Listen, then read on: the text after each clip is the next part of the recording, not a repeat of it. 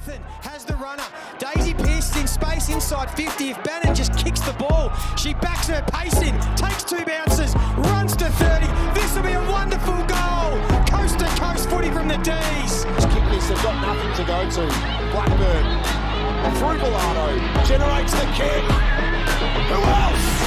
Benelli May. They have another chance for them to go forward. Guest kicks it to Truce and up. Oh, wide. Ali McKenzie with a hanger. Zagetti again. Strong Zagetti. Oh, great body work from Lachlan. Chance out the back on her left boot. Brilliant. Celebrates with the fans on the hill.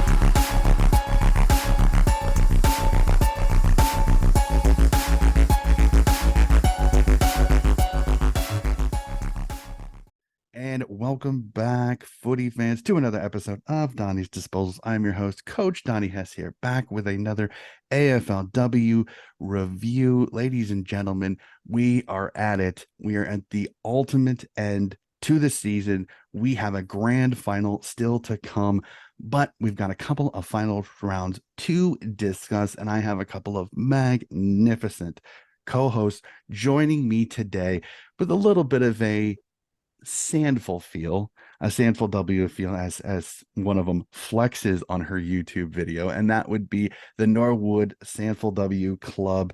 We have absolutely legend Ali Farrell. Great to see you, Ali. Thanks for having me again, Donnie. Excited for the episode and excited for our grand final. Awesome. And midfielder extraordinaire Steph Simmons. Steph, great to see you again. Thanks for having me back. Very excited to review this round. No tears for me, maybe for Ali, but keen to discuss this last few rounds. Well, you guys picked this was an absolutely great couple of rounds that we're going to discuss. Since we did not cover the semis, we'll go back to the semis and cover that, but cannot wait for that on there. So really quickly, we'll start with Ali. Your thoughts of both of these rounds, semi and prelims. Let's try not to give any results away. Your thoughts. The standard was absolutely incredible, and we had some, without giving away the results, we had some really, really close games, and then some really, really dominant teams as well. So, but yeah, how about just the competition? It just shows again how much growth it's had and the quality of football we've watched this past couple of weeks. Definitely. Steph, your thoughts? Yeah, exactly right. Like, how exciting that we've had 2 really close games in that round. To have, inaugural teams come up against some of the best teams that have been in the league for all the time, like all this time. It's just great to see the standard hype up even more. It actually was games that got you on the edge of your seat a bit. And as a neutral supporter with line teams not in finals, it was just exciting to, see some like really good football, and just like made me chew up my nails a few times. So yeah, it was really good to get amongst it in that round. It was really good. Yeah, definitely. I will echo both of yours. The standard of footy is getting better and better each and every time. This finals has been absolutely sensational. I have enjoyed all of it, both for the combination of for a few particular supporting and barracking reasons, but also just because this competition is absolutely growing by leaps and bounds. It was absolutely sensational. Let's break them down really quickly. I will take my red hat off and I will go as neutral as I can for this first one. And I just have to say it. I mean, the Crows are just so good. They showed why. They are 3-time premierships as they win the first of the semifinals, 82-15 over my Sydney Swans by 67. But I'm also going to say this. The Swans, this score may look a little ugly, but they were in this game. They were competitive. They fought. They scrapped. They just ran into so much quality on this Crows team. It was one of those. I'm proud of my team. I'm proud of the way it went. Did it suck the way it ended? Absolutely. But there's no reason for any Swans fans or anybody in the competition to question this Swans team. I think Scott Gallants has got a lot to go on, but absolutely magnificent work by the Crows here. Steph, your thoughts on this first semifinal? Yeah, exactly right. I wouldn't like to look at the scoreboard to see like the attitude that the Swans came into the game with. They were up a very experienced team who have played finals they have played every single year. They've got an elite midfield that they're up against. And, they're also missing Privatelli in the forward line, with a bit of strength in their forward line. But, they matched them in some, especially in that first half, they really matched them quite well, I reckon. And, they did well to sort of restrict like a very attacking Crow side normally. So, yeah, and they had some good passages of play that I thought was really exciting. And like I said to you, Donnie, like offline, I saw the Swans earlier that morning just in the cafe, and they were in high spirits, and they look like a really good group of girls that get around each other and just love each other a lot. Just you could sort of sense that just from an outside perspective, seeing them in public. So I think, Scott Gowans have created a really good culture, and like that Bloods culture that Sydney are known for.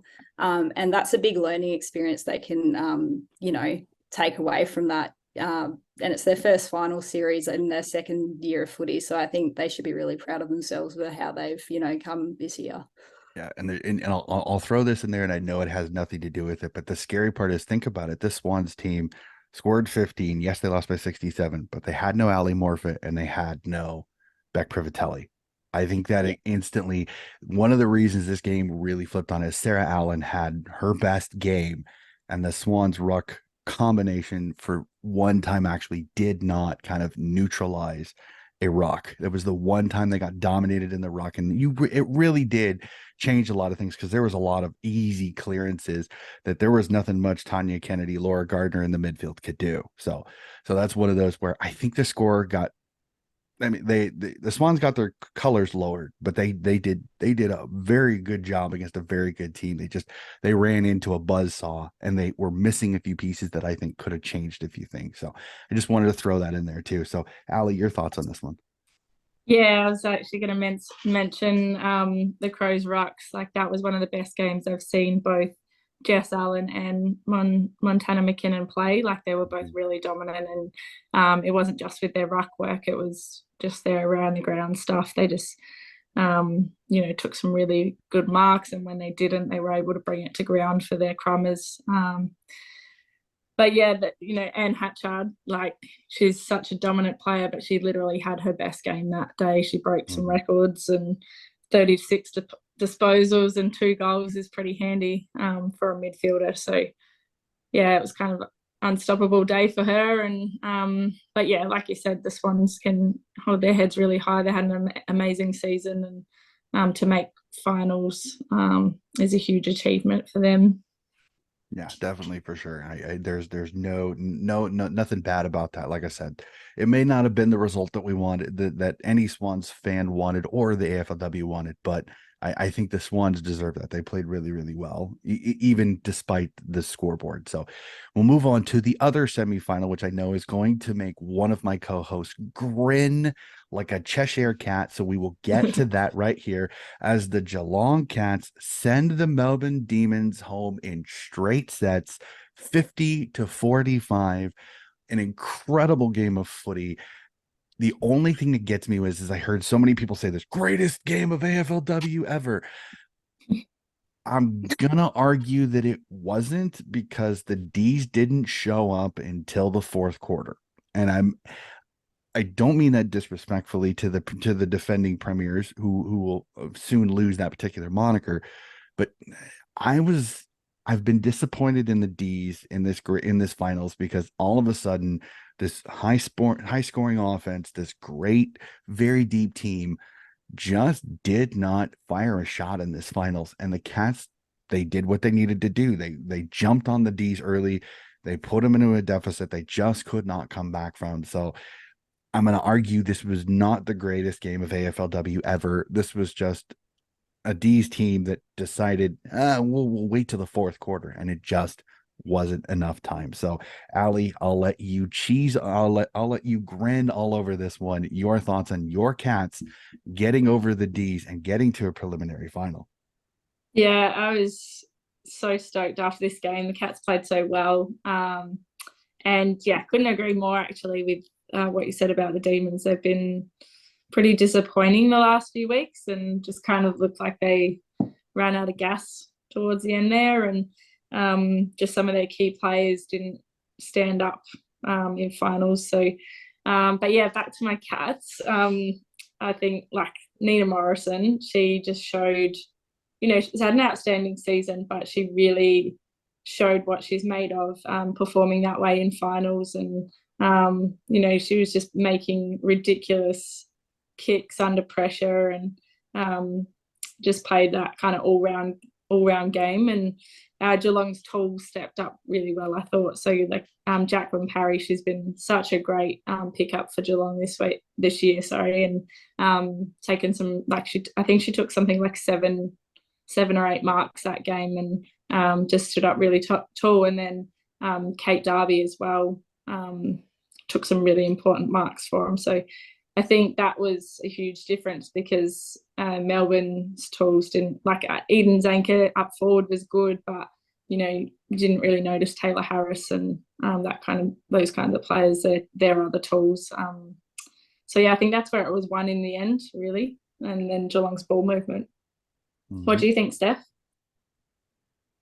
Well, yeah, you're exactly right. You had your star players that like Nick Morrison and even Georgie Prasparkas had double-digit tackles. And that's where sort of Geelong, turned the tables to,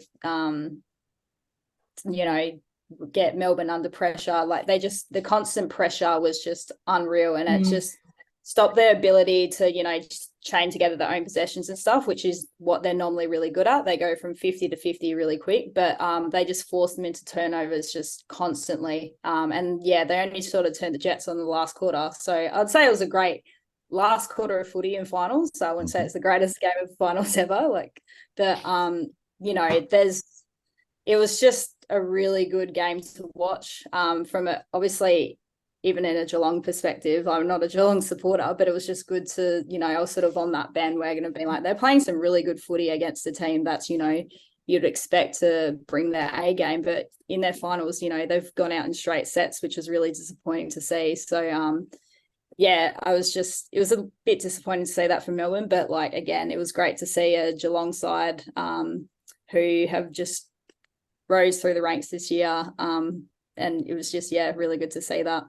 Yeah, I mean, it was absolutely fantastic. And I'm gonna give a little more plaudits to one player that I'm surprised Ali left out. And that's Aisling Maloney, who's only been in the country for, 2 weeks before the season started, 2 weeks before the season started. And I mean, she looks like a 10-year vet. She's playing the game so well. She's such a good mark, and she's picking up footy IQ stuff really quickly. She's doing things that I was not expecting an Irish player to do as quickly as she has. So the one thing I got to give the Irish players, they're like sponges. They soak up this game so quickly because a lot of it does transfer over from the Gaelic game. So I got to give Aisling Maloney a lot of credit too. And then that defense, Claudia Kanjaka, absolutely magnificent. Meg Mack, I think she lost her father earlier in the week or something to that effect. So for her to come out and play as well as she did was absolutely great. Becky Webster was another one that looked absolutely magnificent. I'm trying to think. There's so many on this Cats team that, they did so well against such a deep Melbourne team that I can't not gush enough, because I think that was a magnificent Cats performance. The D's, Eden Zanka started to pull him by the bootstraps in the fourth quarter, which was great. But it was just, as a D supporter, even a neutral, I go, where was this the first 3 quarters? You hate saying it, but that was kind of my thought process most of the time, is where was this for the first 3? Why did it take to the fourth quarter for it to finally kick in the regular Melbourne Demons type of style. So unfortunately, D's are home. We'll move on to the preliminary final, and we'll return up to Ipswich, up to Brighton Homes Arena, as the Lions survive a mighty scare from the Cats. 38-34, Brisbane off to another grand final. And I must say, this was another fantastic game of footy.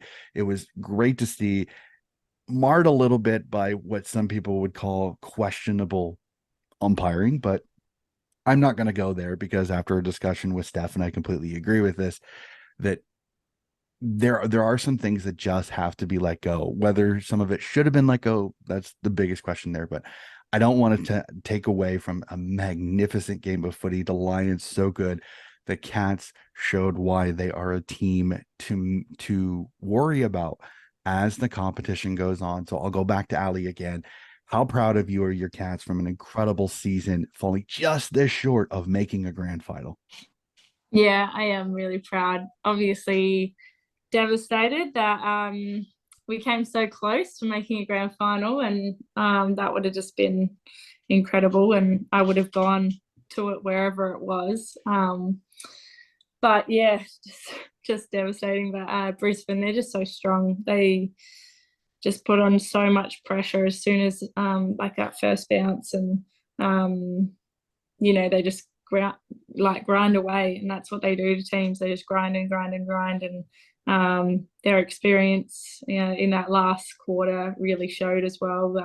They had some really calm players under pressure, but yeah, I'm just super happy with how the Cats went this year as a whole. Like, they really started to hit the gas the last few rounds, and going into finals had some really good momentum. So I think just going back to the last game, that really helped that confidence playing against Melbourne. And again, like I thought, like Jacqueline Parry, she was just awesome again this game. Like, took some really great marks, but just her presence up forward and ability to hit the scoreboard was that they came at really important times, her goals. So I was really impressed with her game again. But yeah, like I said, just Brisbane just ground away, and Belle Dawes, she's one of my favourite players. She just works harder than I think any other player in the AFLW, to be honest, and that's not just in games, it's at trainings, and you see on her that all the stuff that she does on with her enhanced football program and stuff. Like, she's constantly working on her game, and you can see that in games. Like, she's hitting targets all the time and doing those little extras for her teammates, like putting on blocks and that kind of thing. So I just think she's an outstanding player. But yeah, I could keep on going on about the Cats, but I'll let you guys talk. All right, Steph, your thoughts on what I thought was a classic preliminary final game between the Cats and Lions. Yeah, I agree with Ellie in the fact that Belle Dawes her work rate is just unreal. Like, she had got double-digit tackles as well, and just her ability. You could see it in the last 10 minutes of that game. She was just constantly working and working and working for every stoppage that was going to be, important for the Brisbane defence to be able to hold on to that and just hold on to that lead, the 4-point lead that they had near the end. And she was almost in tears of how exhausted she was near the end. So that's a champion player in, what is like finals make champion players. And you could definitely see that in Belle Dawes. You had a Dwyer on the wing who was, just running meters all game. Like, she was a big impact for Brisbane. I think Brisbane finally figured out their home ground, how to, defend at their full width of the ground. Like, they have big leadership in Bree Conan to be able to, control that.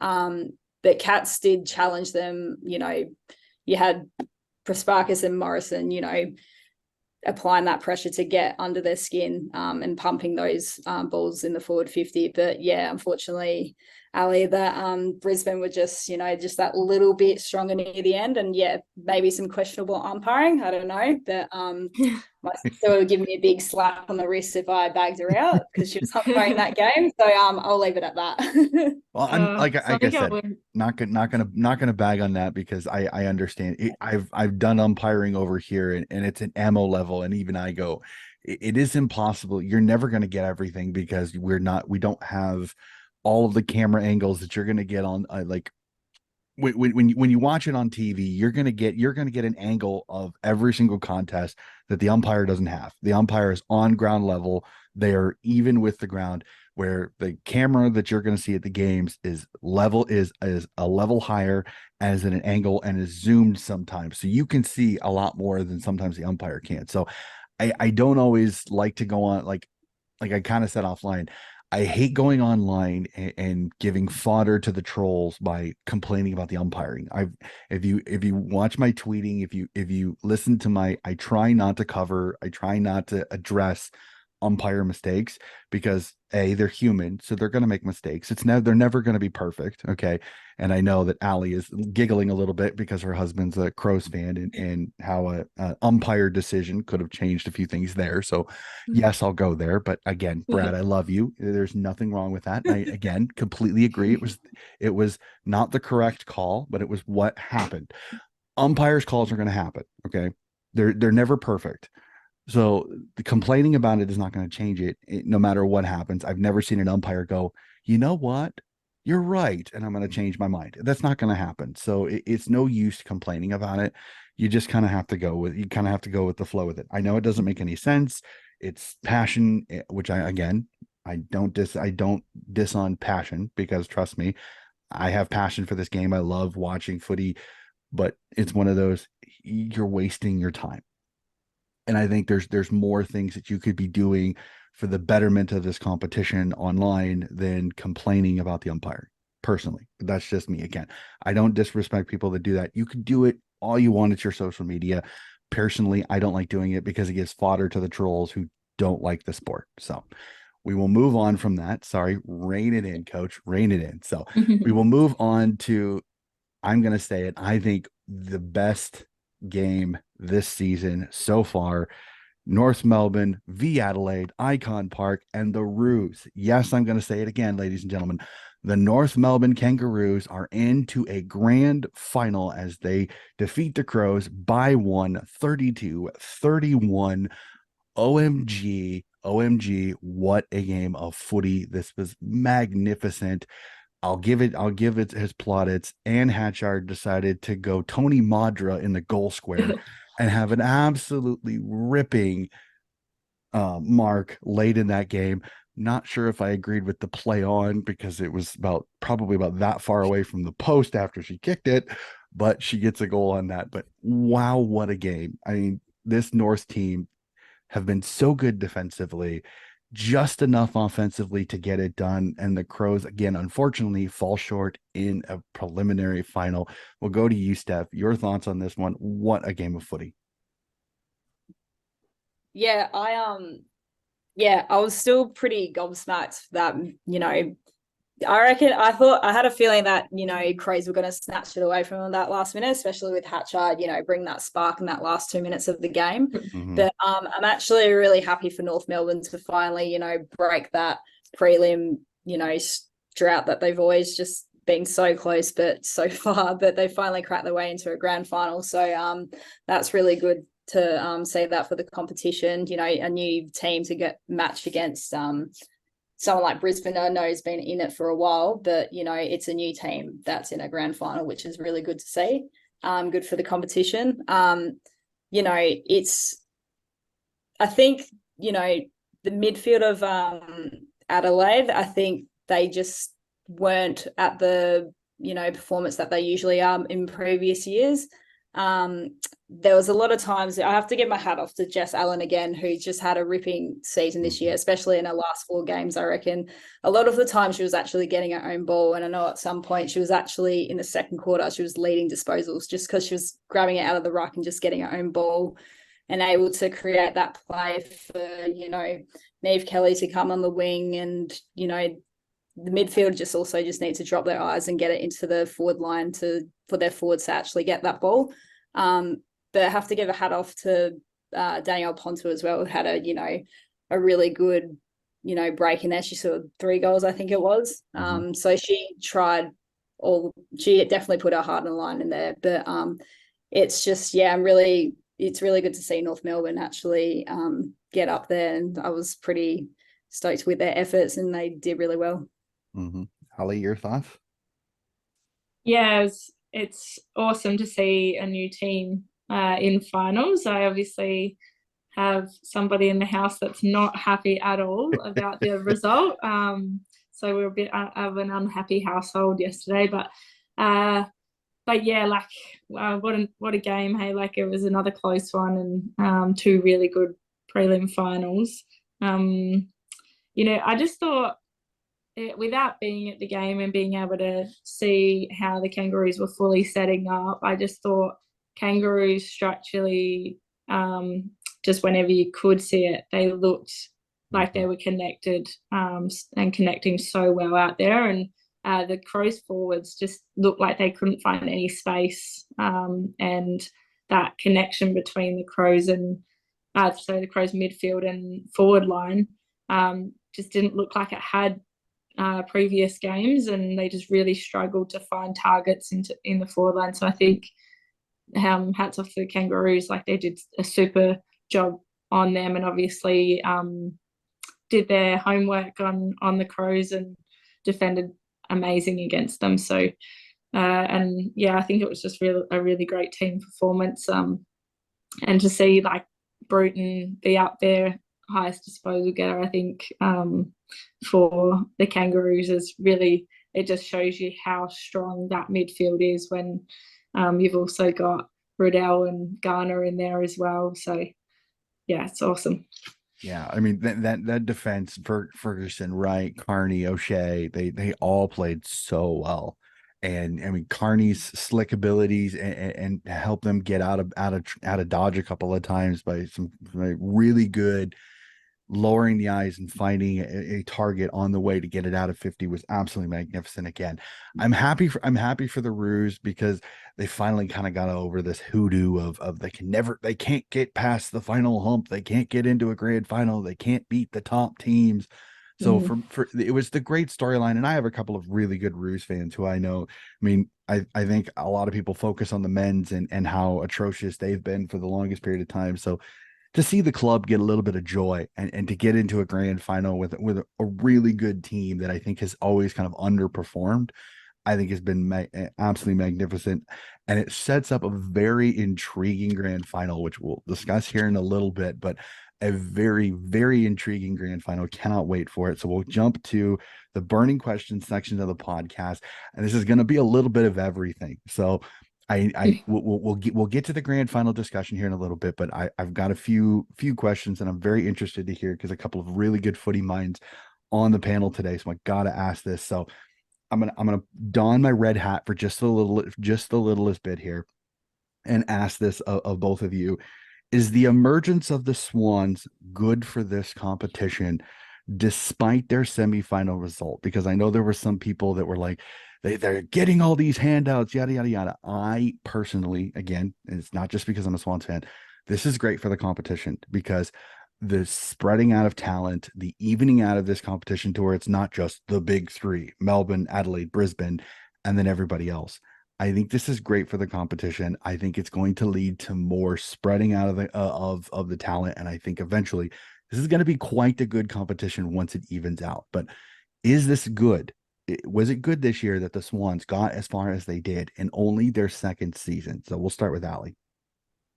Absolutely. It makes it much more exciting to watch when you see some upsets and those up and coming teams, putting up really strong performances. Yes, obviously against the Crows in that semi-final, it wasn't as close as you would have liked, but 100% we want to see the competition even up. And at the end of the day, the AFL is a business and they want people watching football, and people aren't going to sit down and watch games that are blowouts by 60 plus points. They want to see a close game like both those games on the weekend, and the way to do that is by giving those handouts so that it can even up the competition. And that's the only way those teams are going to get better, is if they can get some strong talent into their teams. And that's why to get Malloy at the Swans this year, and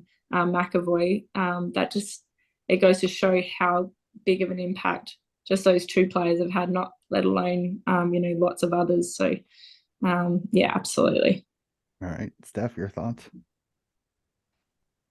For sure. But noting that, yeah, Sydney didn't win a game last year and they might have got an easier run of the fixture this year, but they still played Brisbane at near the start of the year. Like, it wasn't, they got Round smacked. 3, yep. It wasn't by, a whole lot. They still scored, I think, 4 or 5 goals against them. They also played the Cats as well, who are, a very damaging team. They made it to a prelim. And they didn't lose by a whole lot either. I think it was only 25 points. Like, it might be somewhat of a big margin, but in It was women's the fourth footy, quarter that got away from them a little bit. Yeah. So yeah, exactly right. And they were able to capitalize on beating the teams that they should beat. And there's also teams that have been in the competition for a while that haven't even made finals yet. Like, you look at St Kilda, that, they've been in the competition for a while now. They've only just scraped the surface on maybe making a final this year. Points definitely, it had to depend on a few results near the last round, but they only sort of put on the Jets second half of the year.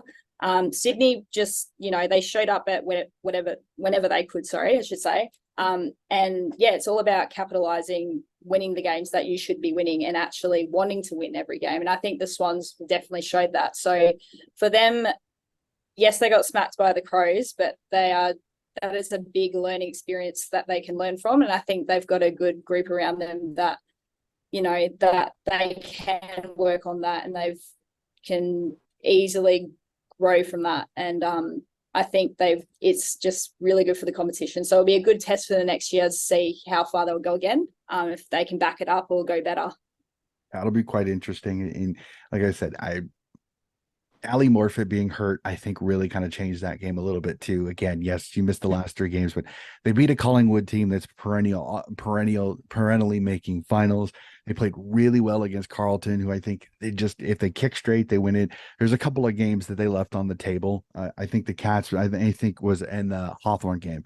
Was another one that if you ask Swans fans, those were disappointing games, and I think expectations kind of changed as the year went on. I think a lot of people went in going 3 games. If they win a game, we'll be happy.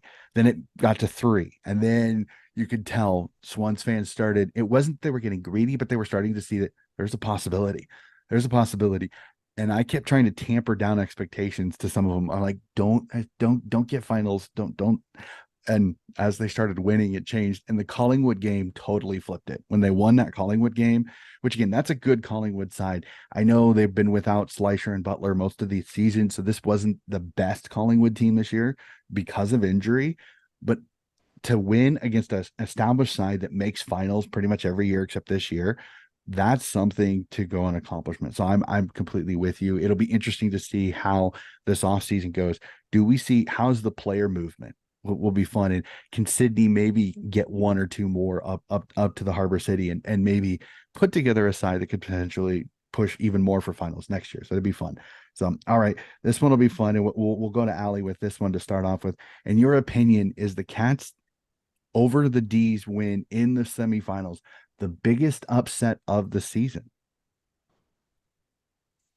Yes, I think so. I think being the reigning premiers, beating the reigning premiers, I think it would have been the biggest upset for sure. They came out and played their best footy for the whole season. Like Simo said before about the pressure Geelong were able to put on Melbourne was absolutely phenomenal. And just the way they used the footy, like I said, Nina Morrison's elite skills and Amy McDonald had an awesome game as well. And, I think I didn't mention it before, but the Geelong-Brisbane game, Spark did such an amazing job on Amy McDonald in that first half. Like, I think she only had 2 disposals at quarter time, which is unheard of for her. So, yeah. All right, Steph, your thoughts. Is this the biggest upset of the season?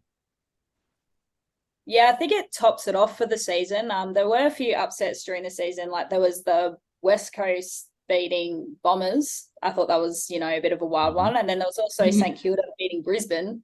who are grand finalists, which was another one. But in terms of finals football and like the games that are important to win, obviously Cats did their study and they outsmarted Melbourne and were able to hold on really well. I think, yeah, I agree. It is probably the biggest upset for this year for sure. But it also rolls into the discussion again about, you know, how good this is for the competition to have games like that, to have upsets, especially in finals. Just, you know, it gets teams probably hungrier for next year. Like, will D's be able to redeem themselves from something like that, going from straight sets?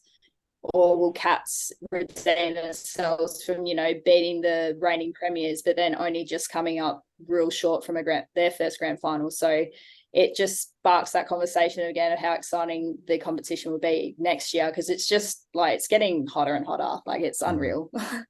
Well, and I think too, and I'll go with this. I think St. Kilda over Brisbane is a bigger upset because it's a shock factor. But when it comes to importance of the competition and what the waves that it sent through the competition, I agree that the Cats was really big because it sent shockwaves. Because if you listen to any pundit, and again, this is no disrespect to the Cats, every single pundit said the D's are going to get their you know what together and they are going to just absolutely roll the Cats. Like, everybody that I listened to, the Cats were not even in the discussion. They would challenge, but they wouldn't win. So that sense, and my favorite part is when they were done with the game and they went to the panel on like Fox Footy that I was watching, for me, the shock on their faces when the Cats won the game. Like, you could tell it was not something they were expecting, and they were like, like, you could tell that was not something that they had even planned on. That there was almost this inevitability that the D's were going to win that game.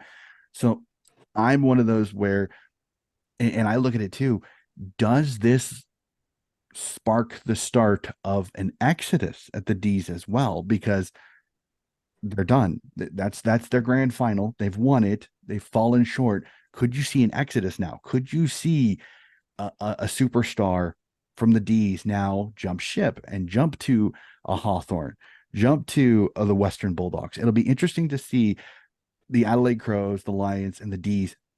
Will we start seeing pieces being chipped away with the new CBA, the ability to sign longer contracts? I'm fascinated to see how that goes, because I think that's going to start coming into thought processes now, as some of these big teams that have been able to keep a lot of their talent may get chipped away. It'll be a fun thing to look at coming into this off season. So we'll go to it. North Adelaide finally broke the hoodoo. Is this their year to finally raise a premiership after all the expectations and the superstar signings that they got when they first came into the competition? I'll start with you, Steph. Is this North's year to win a premiership? Speaking with my heart, I hope so. I really do, because I think they should have enough fire in their belly that, you know, they've come so close and only just come short, that they should have enough motive to actually raise that flag. But it's really, I think they've also proven how smart they've been with their, you know, review and their game prep and stuff coming against these really big teams. So they did that against the Crows. They were able to capitalize on how to break their game plan and what pressure they sort of brought to them. But they would have to really, you know, they got to have enough engine in the tank to outrun a Brisbane team, because like we said about Belle Dawes, like, that girl just doesn't stop, and a lot of their team just don't stop ever. And that comes also with experience in playing in grand finals as well. It's also, you know, they've lost 4 grand finals, 3 or 4. So are they going to break their sort of, you know, voodoo of, you know, only winning 1 grand final out of about 4 of them? So it's will be interesting to see. They both got very big motors to, you know, shake something off. But speaking with my heart, I hope sort of North get up with that. But my head also says Brisbane. But yeah, it'll be really, I think it's going to be a really good grand final. I agree. Ali?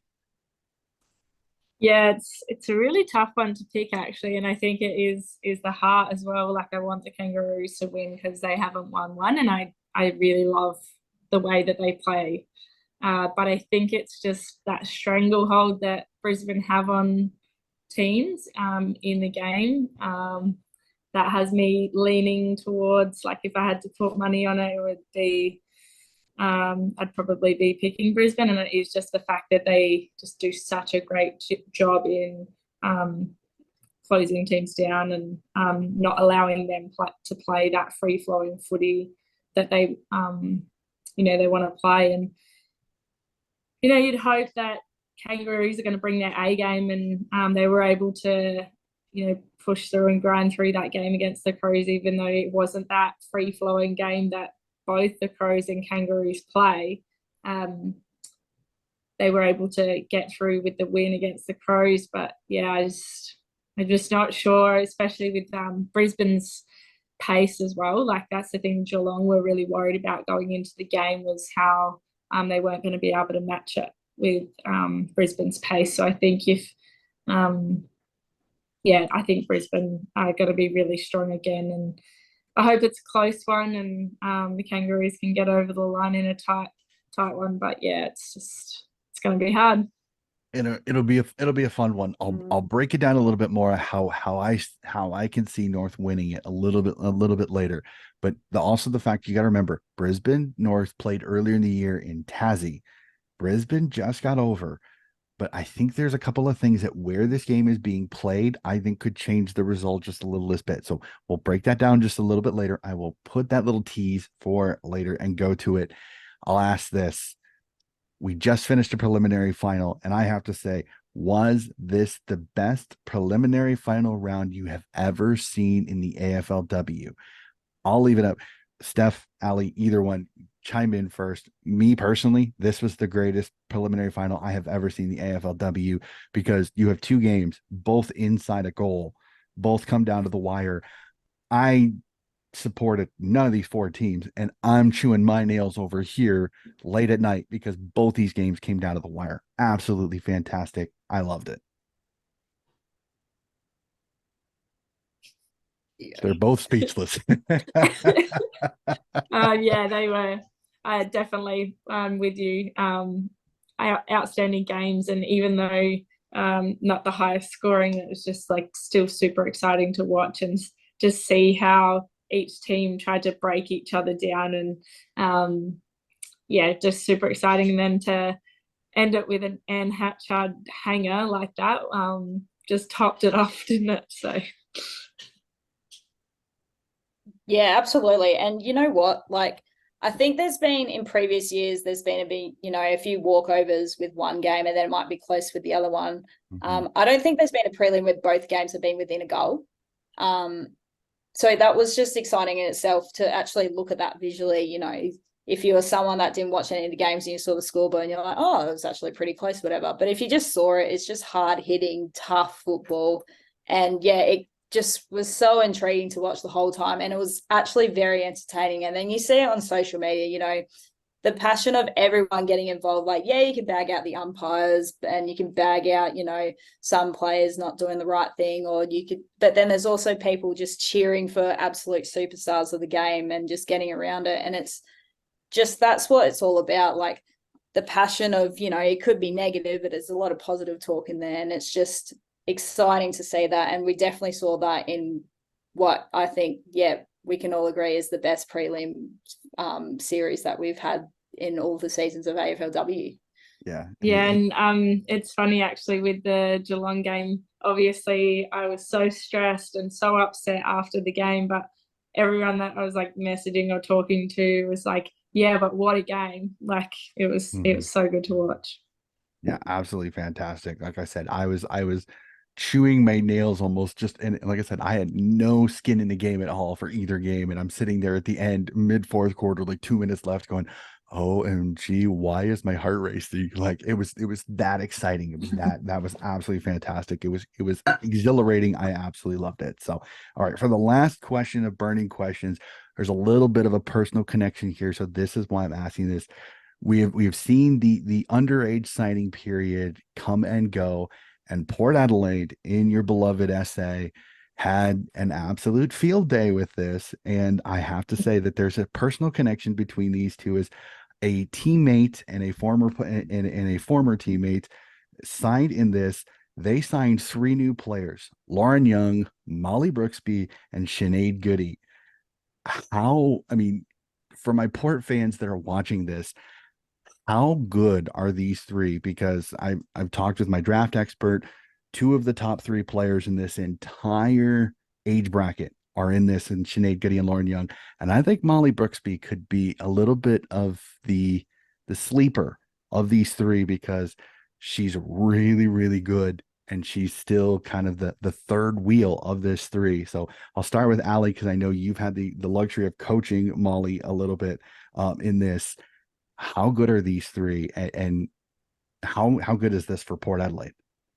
Oh gosh, they are one lucky team, that's for sure. I actually got to coach all 3 of them, which is pretty cool, in the Sample Futures program. So yeah, just I think I spoke to you earlier in the year about Sinead Goody and how big of a fan I am of hers. Like I've just never seen someone as clean as her. Like she's just so clean below her knees, and then for such a short player, her leap is phenomenal. So she can take amazing contested marks, and she's kind of just got it all. So yeah, great pickup with Sinead. And then Lauren is just, she can be anything. Like she's just that she's a ready-made AFLW player. She's so strong and super talented. So yeah, she's going to be slot straight into their forward line and make a huge difference for Port. And then obviously last but definitely not least is the one we're most proud of, and that's Molly. And you're right, she is a sleeper, I think. Like she would be the best kick I've ever seen for a female on her left and right. Like she doesn't miss a target. And you know, she is so mature for her age, and I think she's going to really make a huge difference for Port, probably off their back line, I would say, off that half back. Just her decision making is really going to help them moving forward, and to be able to connect up with Goody and Loz, and then you bring in Dowrick and Ewings and those kinds of players into the talks, and they're a pretty formidable team, really, and a few years together, and you know, who knows. Steph, your thoughts? Yeah, Port have done myself a favour in, you know, I don't have to verse these superstars ever, and they don't have to steamroll me and embarrass me. So thanks, Port, for that. Get that off my shoulders. But I came into the Sample League, well, was it, and 2021, and I heard of this girl, Lauren Young. I think that was the year she didn't play that season. Like she just did her ACL. And heard that, you know, she was 15 years old and she's won the Sandford BNF. Correct me if I'm wrong, but I think that's what I heard. And I was like, how can this girl be? She's 15 years old. And I was like, oh, this comp can't be that great. And then I started playing. I was like, oh my God, I can't keep up with this. But and then I got to verse you know, this year, and just I was able to watch her just, you know, as an opposition player and then play against her. She's a strong body for a young girl. And you know, she's just an absolute superstar. She's definitely going into the right direction. And with Sinead Goody, like Alice said, she's just a really clean player and really smart footballer, and just like so silky with the skills and stuff. It's really cool to see that, and like all these girls with these great skills at such a young age. And yeah, Molly Brooksby, gosh, you can't, like, she's full of cheat, but you can't hate her at all. Like if anyone was to get it, like go at her, like they're nuts. She's a beautiful girl and just really mature for age as well, but just a really smart footballer. And I've learnt a lot off her over the last couple of years playing with her. So I can't wait to see her in she deserves to be in that elite level space, and she's going to have a really long career, I reckon. Mark my words, she's going to be best and fairest in the next 4 years. It'll be really interesting, because then the other thing is talking to my draft expert, because I had one thought in my mind was, would they have to sacrifice picks in the draft for the signings? And he goes, no. So here's the other scary thing about it. Port will have the first pick in the SA pool. That's Piper Window. So Yep. think about that. Piper, Lauren, Molly, and Sinead Goody, all four step into this Port team. And I sit here and I told a few of my Port fans, I go, if these girls step in like they did in the Sample W, you've got a core just in those four there with Hannah Ewings, Abby Dowrick, and some of the girls you already have there.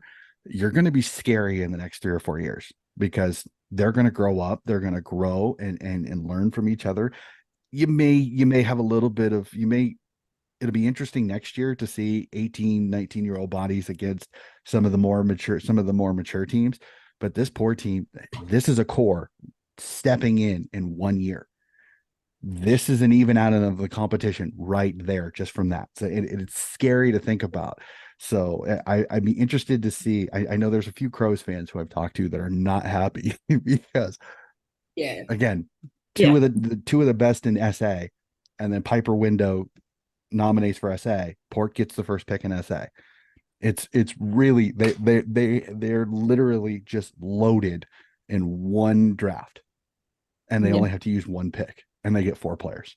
The thing is as well is, these girls, yes, they are young and they're young bodies, but they have been training at an elite level for quite some time now. And the South Australian state programs and then the SANFL, like obviously a little bit of bias, but is in an incredibly strong competition. And it just goes to show with the state under 18s how successful they've been the last 2 years.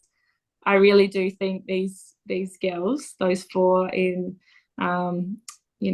Lauren, Goody, Molly, and then you've got Piper, they're all ready to go. I think they'll step into the AFL pretty comfortably and be able to hold their own. Yeah, I'll go from the neutral as possible. I watched it again. I have to admit I knew way too many, so I kind of did barrack for SA in the under 18 carnival this year. They were dominant, and it wasn't even close. Like they played. Wow, like I was literally sitting here going, this looks like an AFLW team playing an under 18 teams. Like that's how good they looked. Like it was scary. Like I just couldn't. I was literally watching these games just in awe. Like that's how good they played. So I completely agree with you. I've said it numerous times. I think SA has done so well with their under 18 programs that is the strongest comp. That the sample is the strongest comp in women's right now. Like I would take that over any of the others, VFL and Waffle that I've watched a lot. That it is definitely number one right now, and it looks like it will be for a while until some of these pathways continue to pick up a little bit more. So now that I've done pumping up the tires of my co-host here, we'll jump to it. We get to it. A grand final, North Brisbane, Icon Park. I cannot wait for it. And at a very good time for me at 9:30 p.m. I think it's 2:30 is their time. I can't remember what off the top of my head. Transition here. Do stay with me. Let's break it down. Let's break it down, ladies. Right off the bat, just initial thoughts of this. I know you both had said it. Head, heart. Your head is with Brisbane. Brisbane's the running team. They do all this gut running. They're such a good conditioned team, and they face a North team that has never been to a grand final, but it is in Melbourne. It is at Icon Park, which is a much more sheltered ground than Springers or Tassie. I think that helps North. I think their ability to use their height and their ability to mark up in the air against a Brisbane team that, I'll be honest, is a little bit on the shorter side. I think that's how North wins this. They must keep the ball in the air. They must kick mark, and they have to play good D. When they turn it over, they must be structurally sound in the back. The more the ball is on the ground, the better it is for Brisbane. That's my thoughts. Let's go to your guys' thoughts. What's your factor for who's going to win this? We'll start with Steph. Yeah, I think if North are able to bring the same sort of intensity of cutting off at the source of Brisbane's ball movement, and able to read their play well. I think they could be on as long as they do that for 4 quarters. Another factor I like to think of is Dakota Davison. Like, is she actually going to be fit to play this grand final? Because she's a big factor, and she's exciting. She has a bit of, she can pull some goals and some strings, but she can get into their heads. And I know for a lot of people, she's a play you either love or hate. But she's someone that can get into the minds of her opposition, and that's a huge factor, especially on grand final day. Like, it's all a mental game at the end of the day. You can be as fit as you want, but the thing is, is she going to get into their heads if she does play? If she doesn't play, it's all sort of up to just the normal gut running midfield and back to their composed backline in Brisbane. So be interesting to see, and I'd like to see the superstars of Jazz Garner, Bruton, and all the likes actually step up and see if like I said before, like they say finals you can really see the champion players excel in those sort of moments. So I'd like to see those girls become champion players and see a premiership medal around their necks. Definitely. Ali, what's your thoughts on this? Yeah, I think definitely great point, Simmer, about Davidson, but I think on the other end you've got Talia Randall. I think her season has been absolutely outstanding, and you can see she's put in a lot of work into her own game, and the way she was able to outbody some of those Crows defenders and just really be a presence up forward for them was really impressive. And I think if she can have a big game, that's going to make a huge difference, because like you said, Brisbane being that little bit on the smaller end, they might start to panic with her up there. But yeah, it's that running game for me of Brisbane. If they can get the ball in quick and use their running power in Olara Dwyer, and I was super impressed with Ellinger's game on the weekend as well. She's just lightning quick, and players like that, I think, if they can get their running game happening, they'll just, I think it's going to be close, but I think they'll get over the line. And just the one other thing I wanted to say was I think you'll see Sight go to Garner. So it'll be interesting to see if she can shut her down. But like Ash Riddell, she's like one of my favourite players to watch. She's like Bella Dawes, she's just a workhorse, and her work rate is phenomenal, and she's just really skillful and makes great decisions. So yeah, I'm really excited to see the midfield go at it, really. So it's going to be interesting, but I will pick Brisbane for the win, I think. Well, we'll get to it. All right. So Ali said she's going to pick Brisbane in this. Steph, Brisbane, North. Who is waving a premiership? I'm going to say Flagroos. I'm going to say North. I hope so. I'm gonna look at it as I'm gonna tip North, because I think Icon Park will change this game a little bit, because I think one of the things, Tassie was always an advantage for North, but the thing was that Tassie is open enough that it allowed the wind to be a factor. Icon Park doesn't have as many openings, so I think it really is going to help out North if they can get a kick mark game going. I think they can keep the ball off the ground. Brisbane must make it a dirty ground ball type of game, because the height on North side is definitely going to help them.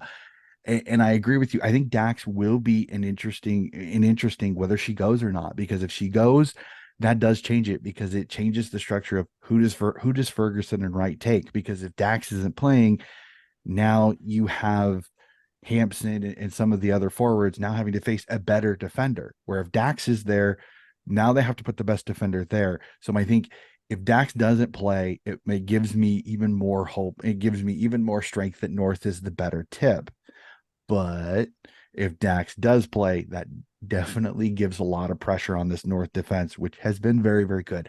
I think North win it.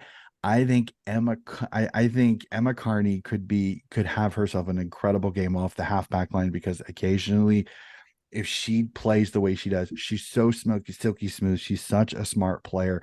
And then I think Emma King is another one. The ruck battle between Emma King and Talia Hickey is going to be a fun one because Hickey is a very much of an endurance athlete. She's not a great tap ruck, not a great tap ruck. She's one of those that she tends to use her athletic ability and her ability to get around the ground. If Emma King can dominate the taps and let North have first to the ruck taps, I think that goes a long way to making Brisbane use a lot of that tank that they have playing defense. So it'll be fun. It'll be fun to see how that goes because when Brisbane gets dominated ruck wise, that's when they struggle. That's when they lose a lot of their games, is when they lose those ruck taps. It'll be fun to watch that. I'm going to tip North in this one also because I have a couple of really good friends who are huge North supporters. And I think I would love to see North, just for the competition, win this one, put one more different flag winner on the board here. So that'll be fun. So we will end this episode going off just a littlest bit because when I have a couple of AFLW people around, I got to talk a little AFLW. I'm going to throw it in here. I know. Stay with me here. So first we'll go to Steph. Steph, I must ask this. How is off-season training going? Because I heard you had a little bit of an issue with training this week and had to get a little bit of work done. Yeah, just got my nose done. It's just been really good, looking 10 times better than what I did before. I was gonna say it, but I didn't want to go there. So. But actually being a little bit naughty, I'm still meant to be wearing my nose mask at the moment, but I thought, don't want to scare the audience with my Voldemort face. But like looking at it, it's not crooked anymore. I did cop a nice back of the head of yours truly, Ash Shone, one of our friendly players. That just unfortunately that's footy sometimes. Just caught one straight in the nose and broken my nose, but it was all good. I got surgery on it last week, just cracked it straight into place. So yeah, it's a little bit of a hiccup, but I'm still able to walk and breathe properly and stuff, and just trying to get on top of the running side of things. But yeah, it's still really good to be back and playing football. As much as, I'm missing out a little bit at the moment, it's just good to be around the girls. And there's some really promising signs of, some young girls that are coming up. We've also got some veterans we've got some that are returning players like Sophie Armistead, who's, on a comeback from an ACL last year. She's making really good progress.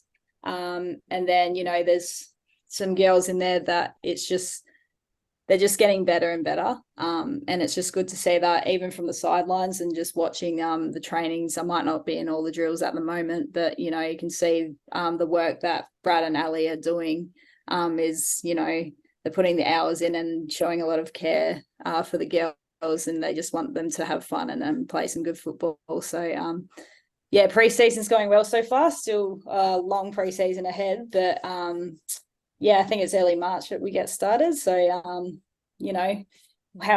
what else would I be doing, 3 or 4 times a week, then getting around with my mates and, seeing a husband and wife coach our team. Yeah, I was going to throw that in. I said, how interesting is it to have Brad as your new head coach this year, and then Ali right there as his right hand woman. It's it doesn't.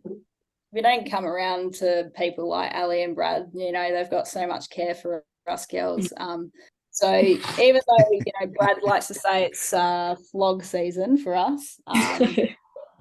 Says the biggest flog of all, but we love him and he loves us girls a lot, and you can tell with that. And he's actually a really, really smart footballer in terms of analyzing the game. Don't know about his hamstrings in actual football. I don't think he's the best footballer there, but it's he's literally told me not to watch his games to make sure I don't give him anything, but it's good to have a combo of Brad and Ali. They keep it professional and everything. But yeah, it's a lot of fun.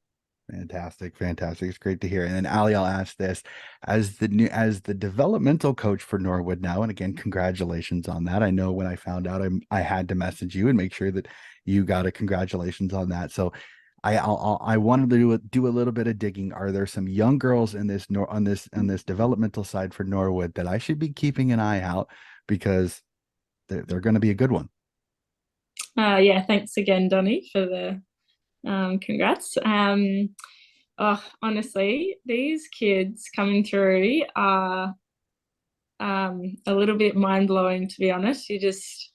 They're good. Like, you watch them in the under 17s programs and that kind of thing, and up against other under 17s, and you're like, wow, they're super talented. And then they come out to our senior program, and some of the things they do just so naturally. They just get it. Their skills are elite. It's super exciting, and we've got a few. So one of them that's been super impressive the first few weeks is Lottie Armand. So she's just a running machine. She's absolutely smashing it on the track, like setting the pace for everybody. So she's got a really good tank. And then seeing her play match sim in the midfield and holding her own and getting into really great positions and then using the ball really well is really exciting for us. And someone that's under 17 years of age is pretty cool, because we're going to have her for a few more years before she gets drafted. And then the other one that we've been able to we got her over from I think it's correct me if I'm wrong, the Bendigo Pioneers or something like that. Sorry, I should know exactly where, but she's from the TAC Cup competition, and her name's Emma Daly. She's just a super strong kid for her age. She's 18 or just turned 18, and yeah, she's just she loves it. She lives and breathes for it, and wants to learn and grow. And yeah, I think I would be really surprised if she didn't play league for us this year and slot straight into our team, because she's just soaking it all up and soaking it all in, and she's a really good with ball in hand and makes good decisions. So I would say they're the two. I can keep going. We've got some more young kids coming through that have been, really showing what they can do out there, which is really exciting. But, the list goes on. Well, I look forward to it. I cannot wait. And again, all the best of luck to both of you this upcoming season. I've already said a couple of times, March can't come quick enough for me, because the next few months I'm gonna have to find a way to keep footy in the back of my head. So it'll be fun. But I will definitely be able to do that with my off-season supporter series that I do, because I'm gonna focus on sample and waffle this year and try to make sure that I talk with a fan from each of those. But ladies, again, this has been a magnificent conversation. I love talking women's footy. I love being able to showcase the fantastic abilities of some of these fabulous female footballers. So thank you again so much, Steph. Again, hopefully recovery from the broken nose goes quickly and training goes well, and all the best of luck to you the rest of this off season. Hopefully it doesn't bugger you too much. Nah, she's ready, good to go. Just rub some dirt on it. Raring to go. I absolutely love it. And again, Ali, all the best this year with the development team. Cannot wait to be able to sit down and watch a few development games with you at the helm. I look forward to it. It'll be magnificent. So again, all the best. Thanks, Donnie. Appreciate it. Awesome. And that is going to do it for our episode. Again, a grand final show still to come, and then the off-season supporter series. It's a bittersweet time of the year, but we have gotten to it. So thank you again so much for listening to Donnie's Disposals. We'll be back again very, very soon with more footy coverage.